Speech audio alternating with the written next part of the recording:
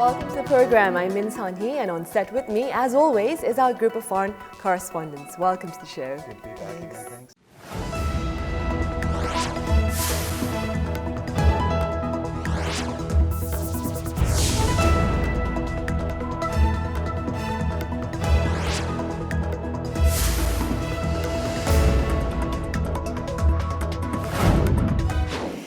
It's your first time here, Donald. Tell us a bit about yourself. Well, I've been in and out of Korea for years, and I've covered a lot of different types of stories, and I've written a few books. I'm very much interested in what's going on in North Korea. I'm very much interested in this ongoing crisis, political crisis in South Korea. And I've also written quite a lot about business and economics and that kind of thing. So I'm sort of all over the place. I see. Elise, how was your week? Good. I mean, we had the first foreign envoy of the Trump administration in the region, in both South Korea and Japan, here to reassure the traditional allies, which and the reviews are generally positive that he was able to achieve that task. Of course, the big question is whether the Defense Secretary for the United States actually speaks for the president, and so we'll see that play out in the coming months. Right. Frank, what has been keeping you busy? Well, I covered the same type of story as Elise's visit of Mattis here to South Korea. It was a perfect storm for a videographer. I went and covered his honor guard ceremony at the Ministry of National Defense, and then when I came out, there was a protest going on right in front, and so I took some video of that. And then I crossed the street, and there was another demonstration supporting Mattis, and I shot some video of that as well. So that was a really interesting story to cover. Also, there was another large demonstration at Gwanghwamun Plaza, and this one had sort of an art theme, some calligraphy, somebody drawing a message on a massive white paper laid out on the ground with, a paintbrush about this big. So it was really fun to do some videography like that this week. Right. The Trump administration is preparing to launch a global economic war, and the battle this time involves currency. We have details in our first report. Since taking office, US President Donald Trump has been pursuing isolationism and protectionist policies, withdrawing from the TPP and calling for the renegotiation of NAFTA.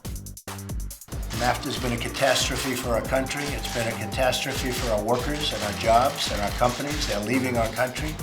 He's also generating a lot of noise on the currency front. On January 31st, Trump stepped up criticism against the currency policies of major economic powers. You look at what China's doing. You look at what Japan has done over the years. They play the money market, they play the devaluation market, and we sit there like a bunch of dummies. His remarks on Japan and China were direct accusations of currency manipulation. On the same day, Peter Navarro, the head of Trump's National Trade Council, told the Financial Times that Germany is using a grossly undervalued euro to exploit the US as well as other countries in the EU.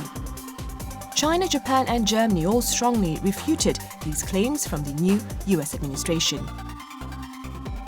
On February 3rd, at a regular press briefing, China's Foreign Ministry spokesperson Liu Kang said China has never used currency rates to seek advantage or to gain a competitive edge in trade, and added it has no intention of causing a currency war. Japanese Prime Minister Shinzo Abe also rebutted President Trump's claim. 批判しているような、円安誘導という批判はこれは当たらないということは今までも類似申し上げている通りでございます。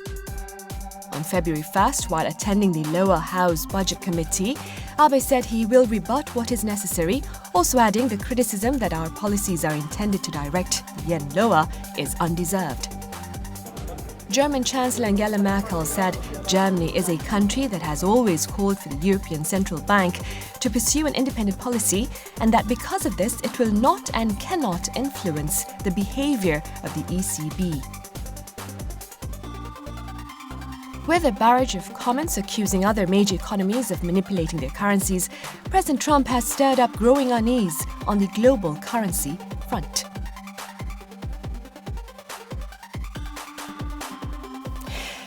Right, as we just saw in the report, President Trump has accused China and Japan of playing the devaluation market, and a top Trump advisor accused Germany of, quote, manipulating a grossly undervalued euro.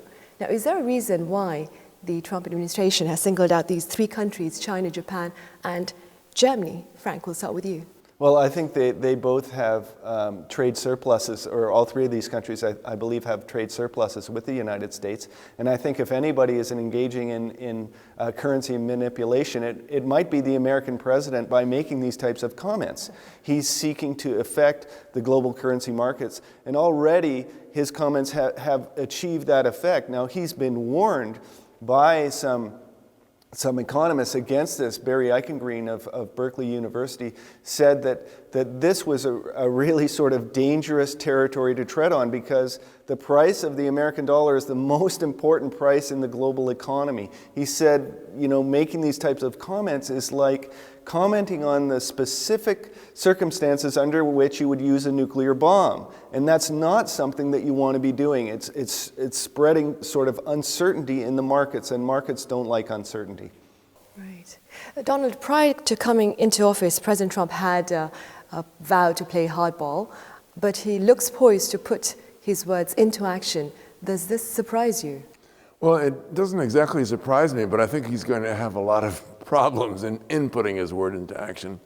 He's raising the specter of a terrible trade war, very disturbing implications for global tensions, not only commercially, but also militarily.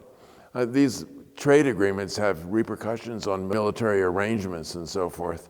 We see tensions rising, and whether or not he's going to follow through on his bold words, whether or not he's really going to enact or declare or order some kind of barriers to trade with China, which has by far the leading trade surplus with the US, and whether or not he would want to order barriers on trade with Japan, which has a sizable surplus but is an American ally.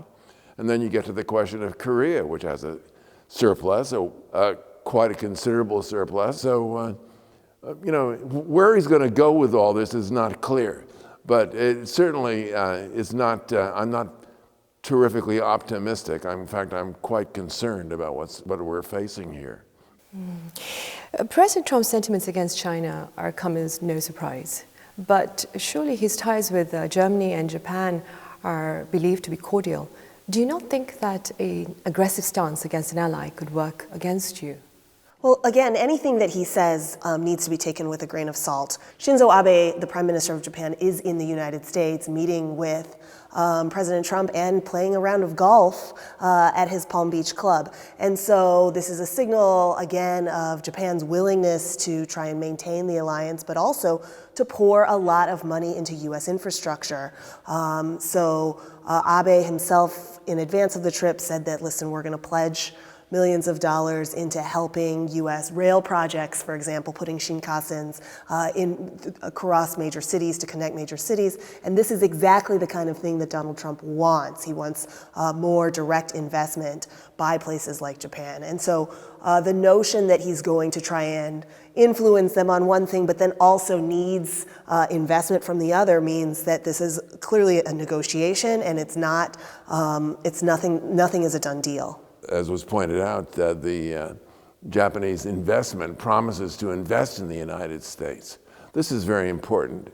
So somehow I think that President Trump and Prime Minister Abe will talk their way around and get around this immediate problem. I don't think there's going to be any drastic U.S. action vis-a-vis Japan, but watch out for China. I think that all bets are off as to what President Trump might do as far as China is concerned. That's the one really to be careful about. Also, China has a far larger trade surplus with the U.S. than either Japan or Germany. So where China is concerned, we can expect the country to be labeled as a currency manipulator? I think the country has already been labeled as a currency manipulator.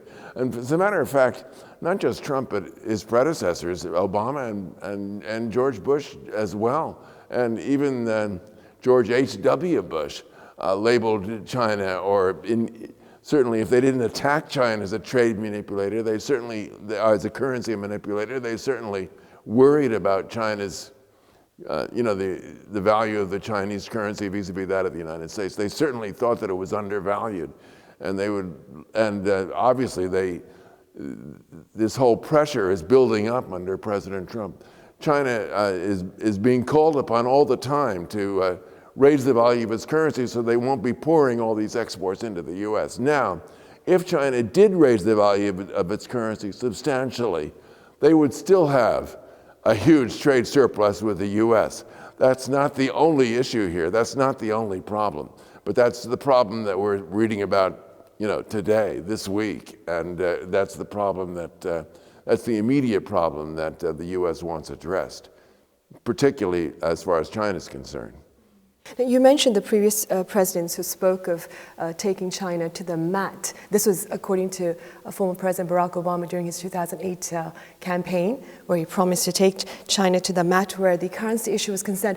But once he entered office, he embraced engagement.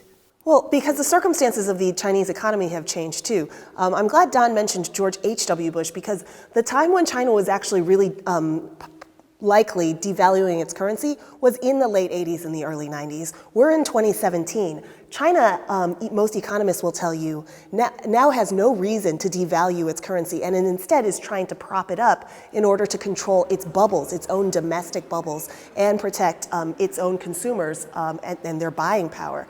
And so the notion that China is wildly devaluing its currency is something that is sort of a fiction in President Trump's mind, in that it was a problem, and of course exports to the United States are still quite high. The trade deficit remains huge, but that it's manipulating its currency as it did 20-some years ago in the same way is completely false. And so we need to be mindful of that. The big problem that Treasury had with China in 2016 was dumping. It was this idea of having overcapacity in its factories, overproducing things like steel.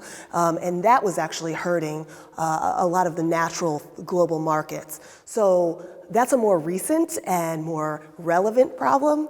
The devaluation is a good political, kind of straw man, if you will, in this day and age. I agree with you. This is a very, very political. It's part of how he got elected, and isn't accurately reflected by facts.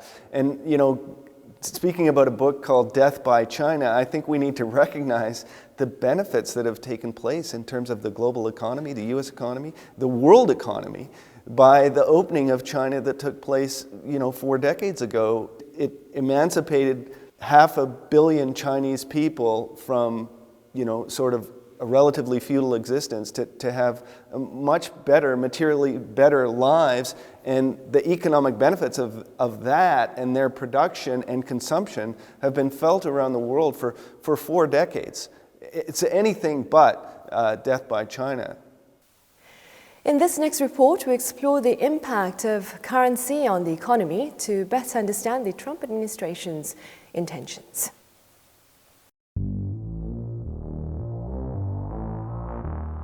Foreign exchange rates go beyond expressing the simple value of a currency, as they have major impacts on interest rates, money supply, and global trade. When it comes to the US, what criteria does it use to argue that its trade partners are currency manipulators?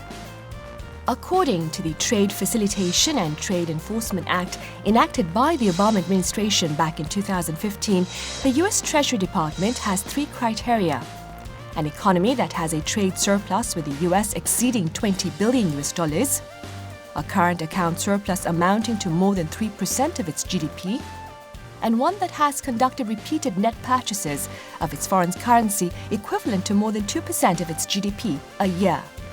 Meeting all 3 criteria signals that a country would be designated a currency manipulator by the US. The reason why currency manipulation is a cause of concern is because it unfairly imposes losses on trade partners, while the party involved reaps benefits. Trump believes America has been a victim of this. In response to this, President Trump has been in pursuit of a weaker dollar. Before his inauguration, Trump said in an interview that the US dollar is too strong, and further noted that American companies cannot compete with China as the strong dollar is quote-unquote killing us. We have a $500 billion deficit, trade deficit with China. We can't continue to allow China to rape our country. If the dollar weakens, the US can gain a competitive edge in exports, leading to greater demand for its goods.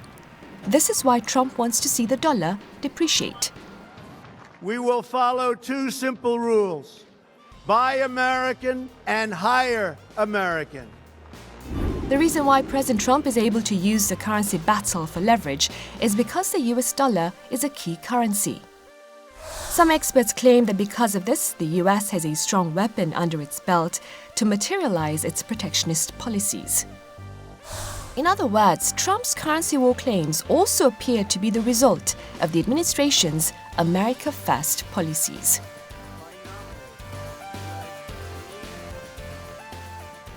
Right. Do you believe that the three countries mentioned, China, Japan, and Germany, any of them, do you believe that they did seek to cheapen their currency? Japan, no doubt, is using monetary easing, but that's largely because of a domestic concern that its economy has been struggling for a while. And whether that actually means manipulating its currency is very different than just using monetary policy to allow for inflation in order to make sure that they don't go into negative territory and fall into a recession, as they've been sort of dipping in and out of, or on the brink of dipping in and out of.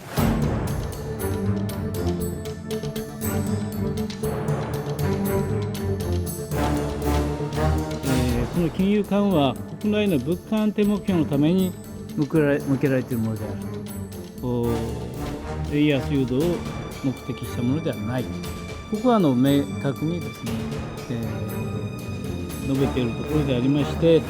Economic levers that can be used in both monetary policy and fiscal policy are many, and the Bank of Japan has had to use them, monetary policy, in order to help its already struggling economy. I'm not going to split hairs. I'm going to say yes, they're currency manipulators, that every country is a currency manipulator, and it's part of their strategy to manage their own economy and international affairs.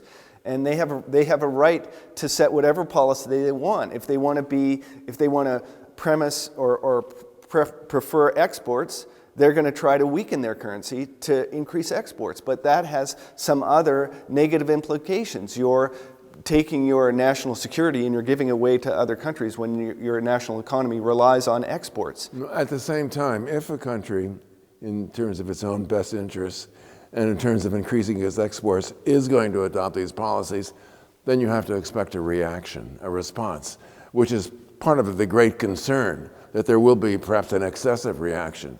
I wouldn't say that China has deliberately had a campaign of undervaluing its currency, but I don't think it's done a lot not to keep its currency at a somewhat lower rate than it should be.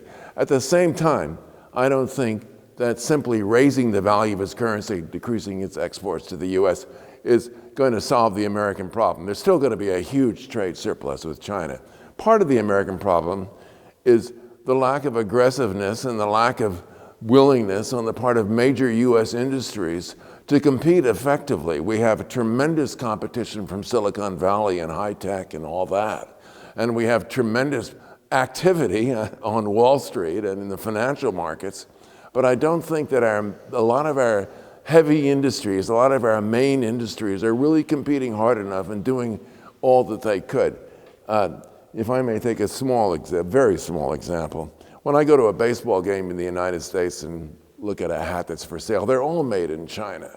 Now, why can't small American manufacturers compete on this level? Well, because they want to make too much money, because they're a little greedy, because they're not aggressive enough. All those reasons. They're overcharging, overpricing, and not really getting out there and competing, as are companies from China, certainly, Japan, Germany, and Korea, and elsewhere. History shows that the world has encountered several currency wars, and according to one writer, James Rickards, the US was involved in every single one of them. Is the US a currency manipulator? Will you mention this, Frank? What do you think? Yes, I would say absolutely. They say that the Fed is completely independent from the political process, but still, I disagree with that. I think every country is a currency manipulator to one degree or another. Some countries say, okay, not having strong fiscal management and not being active in that area is a kind of, you still are making a choice there. And other countries make other choices in terms of their currency, and the choices that they make have both positive and negative repercussions for them. Seoul was included in a watch list by Washington last year of trading partners that may be pursuing unfair currency practices. In this next report, we take a look at the impact of a possible currency war on Korea.